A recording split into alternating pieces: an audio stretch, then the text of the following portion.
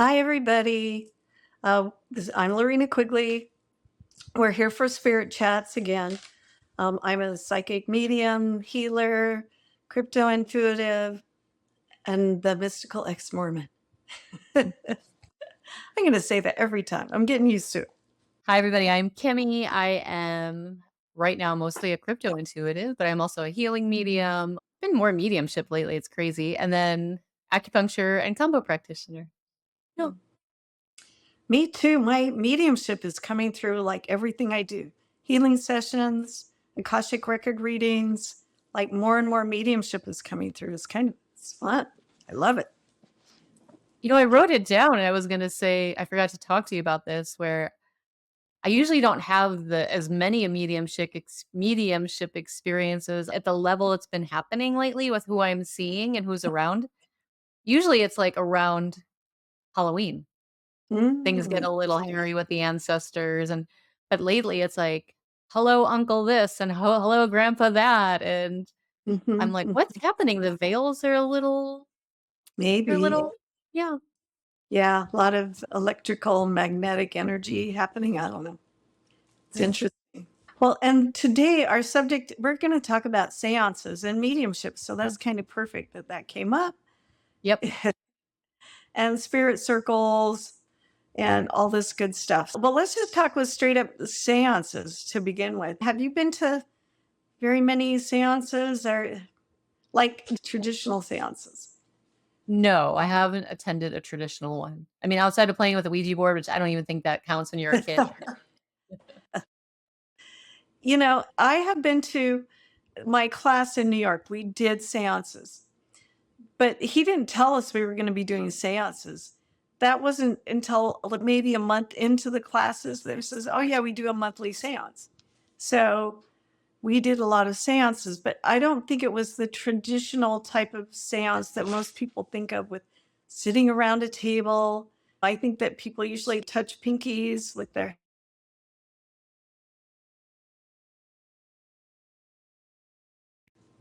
disappeared Oh, because someone's trying to call me. so Okay. did someone call you? Yeah, okay, we'll start over with that pinky, and then we'll edit it Okay. out. Yeah.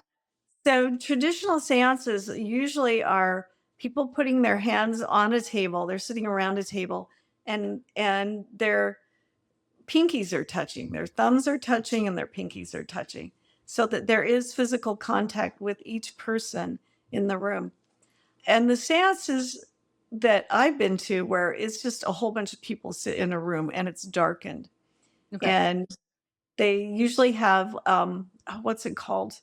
The trumpet. They the spirit trumpet on a table in the middle of the room, and they turn the lights out, and I mean completely out. And then there's usually opening type of prayer of protection. It just makes everyone feel better, and a little bit of a meditation, relaxation kind of thing, Yeah. and then open for asking the spirits to show up. And that's a séance. Now, sometimes more British spiritualists play music, but it's really fun, happy music, and everyone gets up and dances around. Oh. My teacher never did that. I'm like getting meditative and tuning in, but do it however you want. They say that the spirits will show up if you dance and be happy. That's why they do it. You're bringing in joy and happiness, and that will attract them. But that's not a traditional seance. At Rising Phoenix, we did do there were like 5 seances going on at once. They turned out the lights. Everyone had there was a bunch of different separate tables. So about 6 people sitting at each table, and somebody led the whole thing. Everyone gave separate messages to the people sitting at the table, but that's kind of unusual. And in New York, when I went to a lot of those seances, it would be 35 people. Now that's kind of unusual to have it be that big. It's a lot of But energy. but it was New York. So a lot of people showed up. It was really fun. Sitting in the silence and going into that meditative state, saying a prayer of protection and asking spirits to come in. There is a quiet, no music, it's just quiet. You can feel the shift, the energy in the air, and see sparkly lights. You can start to see energy when you're doing these things. And it's not scary. I know a lot of people are afraid of that word. When I first moved to Phoenix, I was trying to find a place to do seances. I love doing them and I had great experiences, but every time you said seances, people go, oh. And Yeah. so we just start calling it a message circle with the lights out. So, Wait, uh, ring.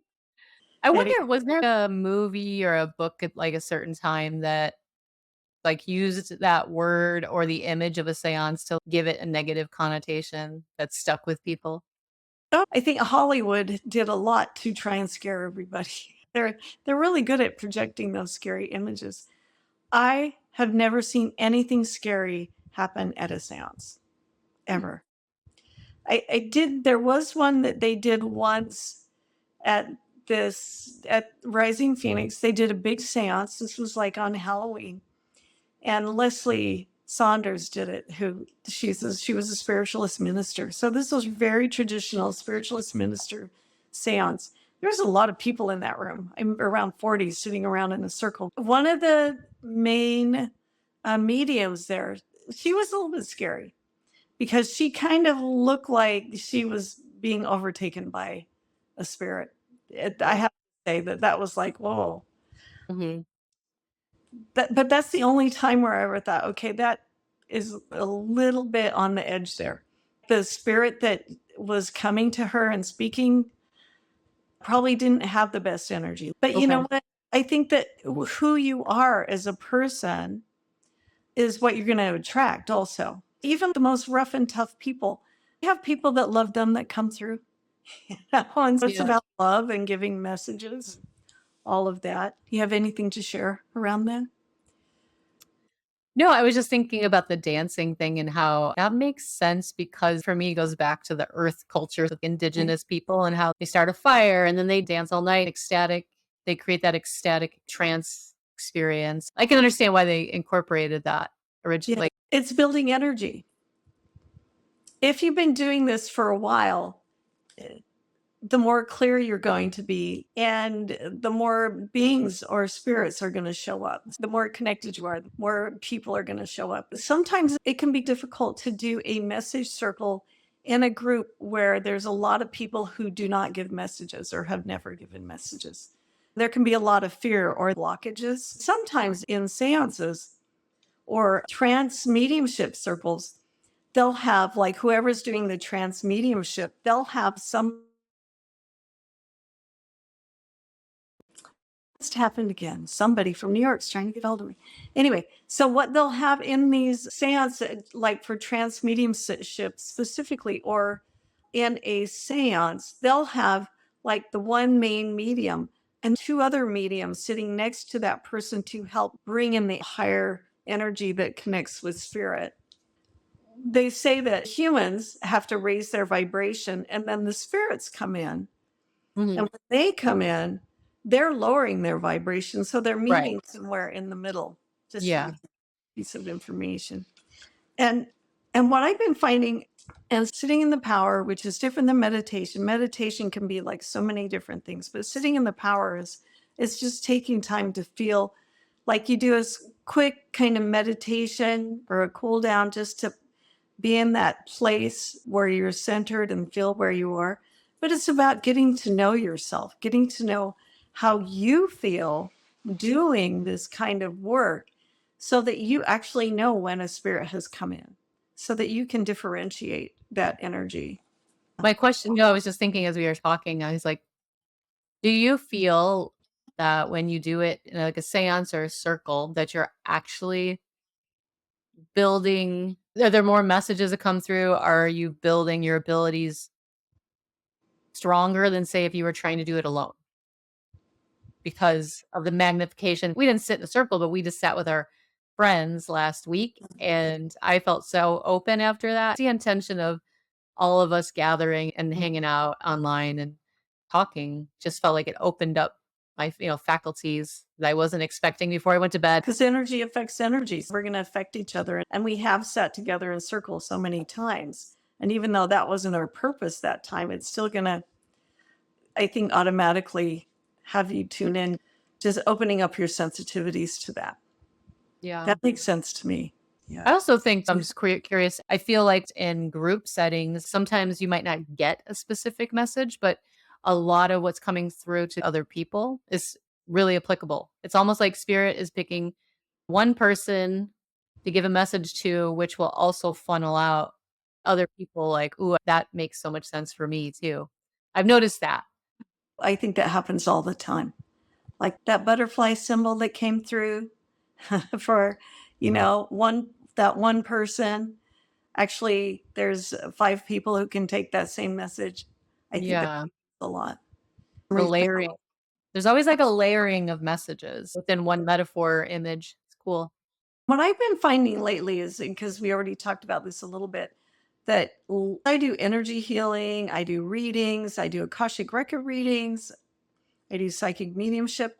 But lately, what's been happening is a lot more mediumship has been coming through all of these things, Mhm. almost kind of taking over. It's like, oh, so and so's here, and he has this to say to you, and almost Yeah. like once where like a transfiguration kind of thing. Like I could see like somebody's father almost like right here over her face. And it was so strong that I was like, whoa, okay.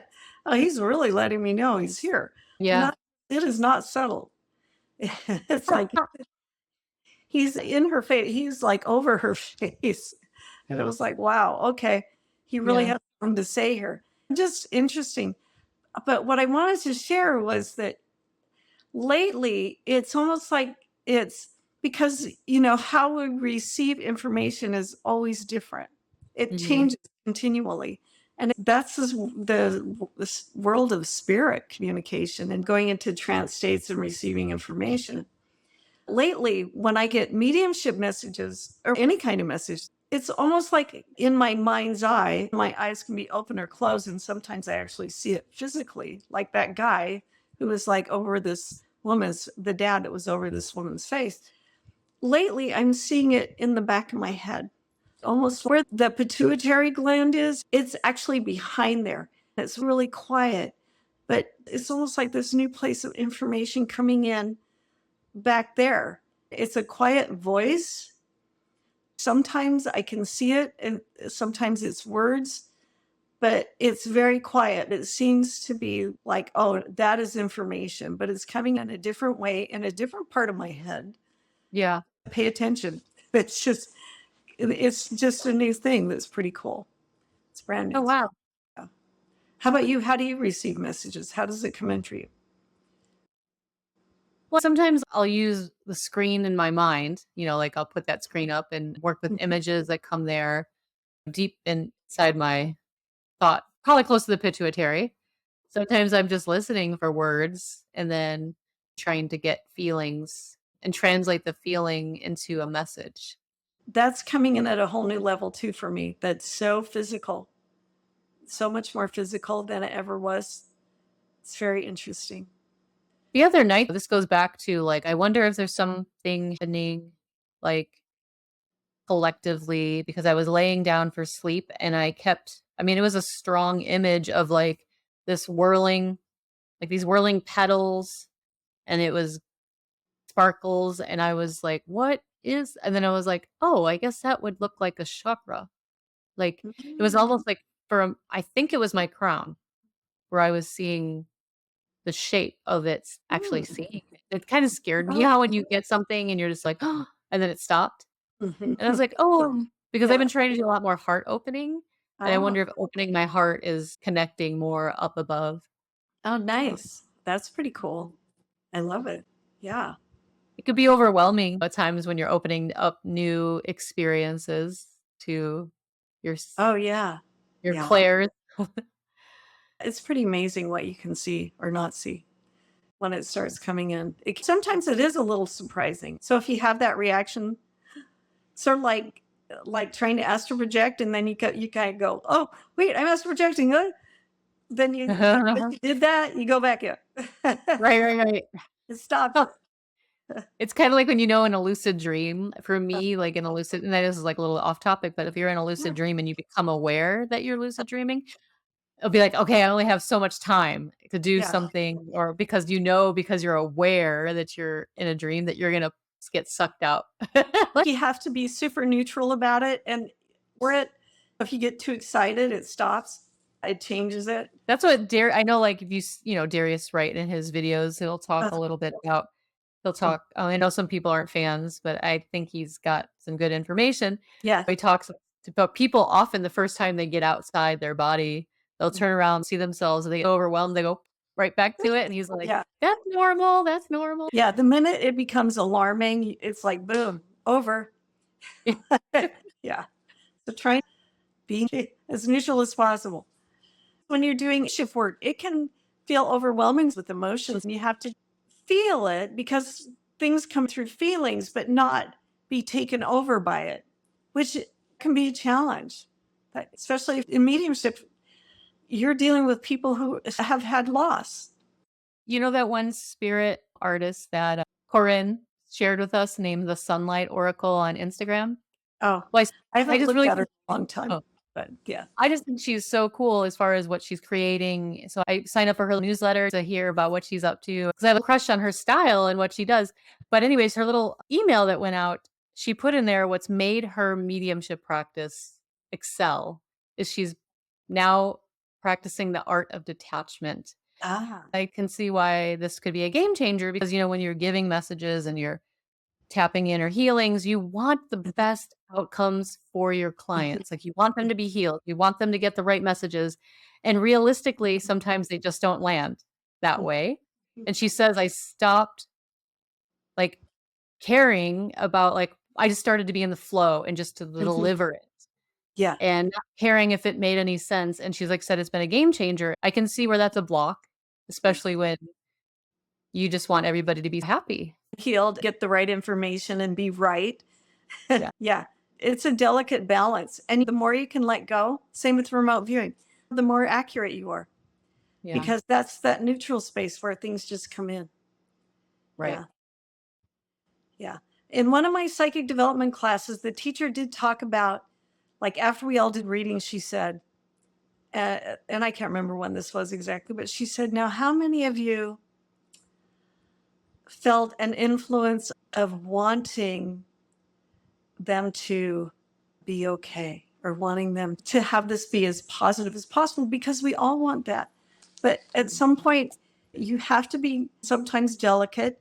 You have to sometimes really be careful with your words, how you phrase something. But at the same time, you have to let go of fear of how they might react to what you're saying. Love you, hate you, whatever. Yeah. That's hard to do because we want to please, especially women. This kind of work is a lot of learning. When you get into this type of work, people often get attached to you, like, oh my God, you have this ability, and they put you on a pedestal and think you're really special. The message has always been from us, and I know lots of other people too, that this doesn't make us any more special. This is just what you can do too. And also, the more you can let go and detach from the information that you're getting, the more subtle and better the information is going to be. That's why I think information is coming in the back of my head that I've never seen before, that I'm like, wait a minute, what's that? Info coming in back here. Okay. Yeah.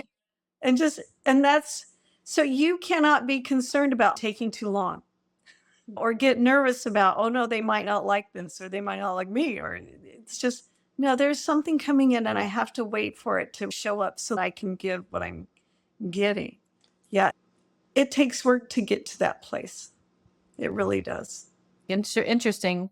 You're talking about the back of your head because in Chinese medicine, there's a lot of spirit points back there affecting the brain, even if we use a lot of points back there for what we call wind, where people get affected by certain things in their brain that cause different uneven movements or anxiety. But anyways, this is a spirit point. So you're tapping into that now. Oh, That's pretty cool. cool. Yeah, it's right. It started happening a couple weeks ago. I'm like, I'm liking this. Do you have anything else to say about this? No, I was going to say what's cool about you sharing that is you're also helping other people draw their attention to it. Pay attention, not just right here. I'm always up here. Open up the whole space. What's back here? 360 is right. And spirits usually come in from behind. They usually come in from behind you. I think if they came in directly to your face, that's a little bit shocking. They come in a more gentle way back here, and guides too. They usually don't come in front and center. At least that's my experience. I wonder if that's like, I'm just being logical, probably like, Mhm. if it's like because your nervous system, you think about your spine, and they talk a lot about how your spiritual consciousness is like your nervous system plus your Mhm. system. Each, Mhm. there's the pituitary, the thyroid, the thymus, the adrenals, your ovaries, your testicles. Yeah, but it makes sense. I'm just thinking like outside the box, like it Mhm. probably comes in through your nervous system back here. Yeah. And in hypnosis, there is something called your proprioceptive nervous system, which is actually the nervous system that's outside of your body. Really? Yeah. Yeah. Oh, A lot of people might not have heard of that, your proprioceptive nervous system. Yeah. no. That's your spirit to me. And that's what we need to turn on is what's behind us. Because we usually are like here, maybe to the side and going forward focus, but we really need to tune in back here. Have you heard about the hair being like an extension of your nervous Oh, system too? sure. Yeah. Yeah. Have long hair. Don't cut all your hair off. Yeah, there's a lot of myths around that. I don't know if they're true. You could look that up. It's out there. Well, in Chinese medicine, it's an extension of your kidney qi, which is your jing, which is your ancestors. Cool. Yeah. Cool. Anyway, And all of this can be tied yeah. back to seances, right? And I did want to talk a little bit today about seances and the old time spiritualists. Mary Todd Lincoln, who was married to Abraham Lincoln, was a spiritualist. She had 4 children, 3 of them died. She started having seances at the White House. You can look this up. This is some White House historical websites that you can find this on. It was called, and it was in a room called the Red Room. The Red Room. She had seances there. And it says in this one website that there were at least 8 seances in the White House. And there are also rumors about the White House being haunted. She had a lot of loss, and that spiritualist movement was happening at that time. She got really involved in it. So she had seances in the White House. She said she had experiences. She saw spirits. She saw 2 of her children. One of them, the main child who would show up, I think named Willie, but sometimes the other brother would show up too with him. This is part of actual American history. Lincoln was known to have some prophetic dreams around the Civil War and some of the actions taken as far as how to fight particular battles that he had dreams about, that he followed those dreams. So Oh, he had wow. prophetic dreams or psychic dreams to help him with that. It's just really interesting. History is rich with this. The thing about seances, they really are not scary, unless you're hanging out with a bunch of scary people. Or it's kind of a darker energy. So be careful. But I've never had anything scary happen at a seance. I've only had really cool experiences. And you don't have to call them seances, you can call them message circles. Mhm. But the thing is, turn out the lights because it's so easy to focus in on what we see and reading cues from people, looking at them. If you turn out the lights, it helps you turn those other senses on so that they become more sensitive, so that you tune in a different way than Yeah. just trusting what we see. Yeah, it really does work. And you might see a few things like we talked about the skull experiments before, where interesting, wild stuff can happen in seances that might scare people, but that can take many years to build up enough energy for that to occur. And you need to feel safe in that room for anything to occur, Right. because bringing fear into that energy is just going to stop it. Boom. Yeah. Because usually what you experience is really wonderful, loving energy and messages of connection and hope. People coming in from the other side, and it's really healing. Message circles are really fun. We've had enough experiences in our own circle to, Mhm. yeah, say that is very true. Beautiful. And healing, just loving and healing. What else can you want? Anyway, do you have anything else to say? I think We should start our own online message circle with our Patreon. we absolutely could. It's easy to have a seance. You can start having your own message circles, but you have to feel confident about it. Yeah. It's setting up a space, saying a prayer, no blaring lights coming in through the windows because that interrupts the energy. Saying Yeah. a prayer, doing a meditation, taking some deep breaths, and inviting spirit to come in, inviting your loved ones from the other side to come in. Right. It's that simple. It's beautiful. And we could try and do online seances or the message circles. For anybody who wants practice and Yeah. safety and a little bit of guidance. Other mediums can help with getting better messages, that kind of thing. Adventures in Spirit. That'd be a great name. Yeah. It is an adventure. That's for You have to be open. It can't be rigid because you have to be open to flow and just be. So, guys, try to do it. Let us know how it goes. Try your own little message circle. Be brave and trusting. You might surprise yourself. You might be more psychic than you realize, which most people are. We're all more psychic than we know. What's amazing about a spirit circle is it helps to build confidence. Maybe you think but you'll get the feedback, which is pretty cool. I've seen it time and time again. Every time I've sat in other spirit circles, it was mind blowing how everybody got a different message for somebody and said it in their own way, but it all made sense to that person. Good practice. Well, yeah. Yeah. And it's, confidence and feedback always helps. Yeah. Mhm. So, All right, everybody. Thank you for listening. yeah. Always. Yeah. All right. So please, the usual, please like, share, and subscribe. Kimmie and I both do readings and healings and are available for that. The information for that will be underneath the YouTube. Anyway, like, share, comment, subscribe, all those good things. We appreciate it. Thank you for listening.